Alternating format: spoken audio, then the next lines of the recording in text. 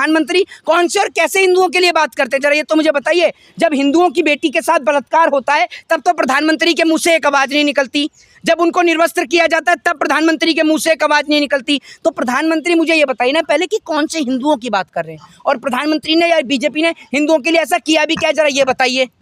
देखिए एक बात मैं आपको बता देता हूँ, जिस तरीके से भारतीय जनता पार्टी के द्वारा राहुल गांधी ने जो बीजेपी के जो लोग हैं जो हिंदुत्व की बात करते हैं उनको लेकर टिप्पणी करी थी, लेकिन नरेंद्र मोदी बीच में खड़े होकर बोलते हैं कि ये सभी हिंदुओं को अपमानित करने का काम कर रहे हैं। भैया आपसे और आपकी पार्टी से सारे हिंदुओं की पहचान नहीं है।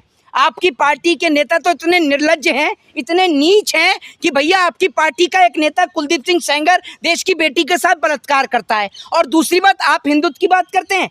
आपने ऐसा क्या काम किया है हिंदुओं के लिए या उनके बच्चों के लिए, जरा ये बताइए। आपने तो काम अंबानी और अडानी के लिए किया है, आपने तो काम इस देश के उद्योगपतियों के लिए किया है, और आपने काम किया अपने व्यापारी मित्रों के लिए, आपने काम किया बीजेपी के नेताओं के बच्चों के लिए। और आज भी बेचारा गरीब हिंदू मोदी के 5 किलो राशन के ऊपर जिंदा है, क्योंकि उनके बच्चों को ना तो ये रोजगार देने का काम कर रहे, ना उनके बच्चों को पढ़ाने और लिखाने का काम कर रहे। और उसके बाद जब अग्निवीर के ऊपर बात होती है तो राजनाथ सिंह खड़े हो जाते हैं बीच में बोलने के लिए। मैं राजनाथ सिंह से पूछना चाहता हूं कि भैया एक एमपी जो है, मेंबर ऑफ पार्लियामेंट जो है राज्यसभा का, उसका कार्यकाल भी 6 साल का होता है, ठीक है, और आपने देश के जो सैनिक हैं उनको 5 साल का कार्यकाल कर दिया। और दूसरी बात ये कि अगर जी 4 साल का, जी हाँ माफ करेंगे 4 साल का, और एक लोकसभा का भी कार्यकाल जो है वो 5 साल का होता है, लेकिन आपने इस देश के सैनिकों का कार्यकाल 4 साल का कर दिया। और अगर अग्निवीर की स्कीम इतनी अच्छी है तो अपने बेटे पंकज सिंह को नोएडा के विधायकी से हटाकर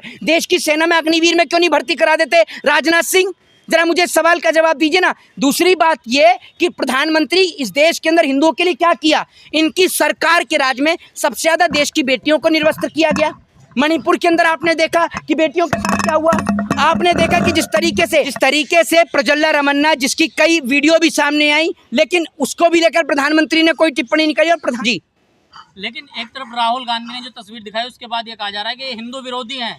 नहीं, एक बात आप मुझे बताइए, राहुल गांधी जी ने तो गुरु नानक देव जी की भी तस्वीर दिखाई, राहुल गांधी ने जो है वो आपका महादेव की भी तस्वीर दिखाई, और राहुल गांधी ने जो है क्या कहते हैं इस्लाम धर्म की भी तस्वीर दिखाई, और की बात करी हाँ, और राहुल गांधी ने तो क्या कहते हैं आपका जो है ईसाई धर्म की भी तस्वीर दिखाई। उन्होंने तो हिंदू मुस्लिम सिख ईसाई सभी धर्म की फोटो को दिखाया।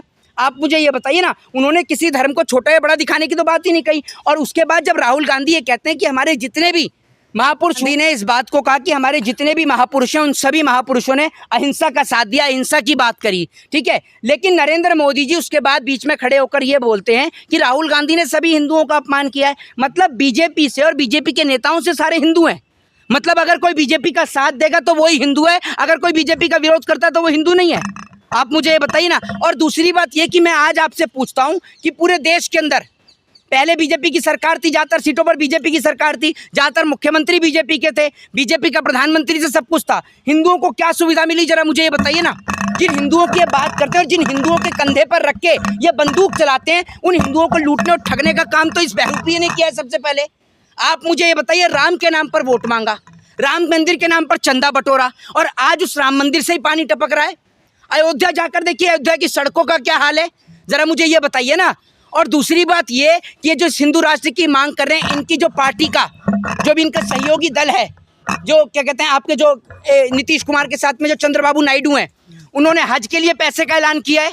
आप मुझे ये बताइए ना, नहीं, आप मुझे बताइए, हज के लिए जो राशि है उसका इन्होंने अनाउंस करा है। एक और तो आप हिंदुओं की बात करते हैं, कभी इन्होंने ये कहा है कि हिंदुओं के बच्चों को जो है क्या कहते हैं बेहतर शिक्षा दी जाएगी। इनके सबके बच्चे विदेशों में पढ़ते हैं और गरीब हिंदू का बच्चा यहाँ पर लड़ रहा है और इनके चक्कर में आपस में मर रहा है या जेल के अंदर बंद हो रहा है। जी तो राहुल गांधी ने जिस तरह से उपद्रवी बोला है, कौन से हिंदुओं को बोला है?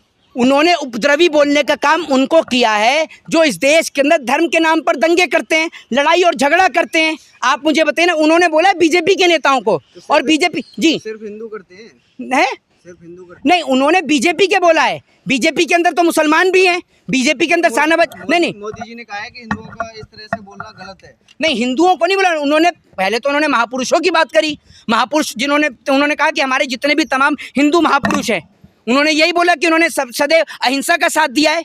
आप मुझे ये बताइए ना, लेकिन वो मोदी जी उस बात को समझ नहीं पाए, और मोदी जी समझेंगे कहाँ, समझने के लिए इसकी ज़रूरत होती है।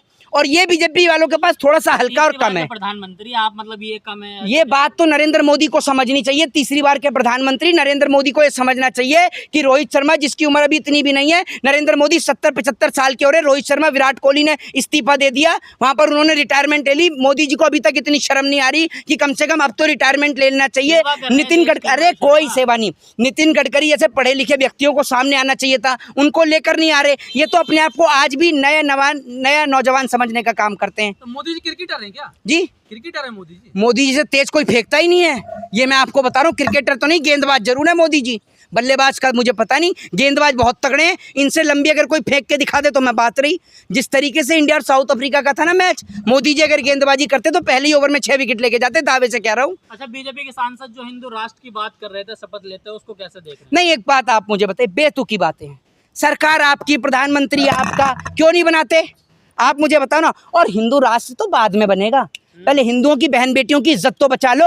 और बचानी किससे? बीजेपी के नेताओं से, जो बैठकर विधानसभा में पॉर्न वीडियो देख रहे हैं, जो देश की बेटियों के साथ में जब निर्वस्त्र किया जाता है तब कुछ नहीं बोलते। तो बचाने की जरूरत तो उनसे है। तो मतलब बीजेपी से बेटी को बचाने की जरूरत? बिल्कुल है, और किससे बीजेपी को से बचाने की जरूरत नहीं है, आप मुझे बताइए। और वो तो शुक्र है कि ये स्मृति ईरानी जैसी महिला हारी है, तो देश की बेटियां थोड़ी सुरक्षित हुई हैं, क्योंकि ये कभी महिलाओं के लिए आवाज ही नहीं उठाती थी। कंगना रनावत तो जीती है ना? हैं?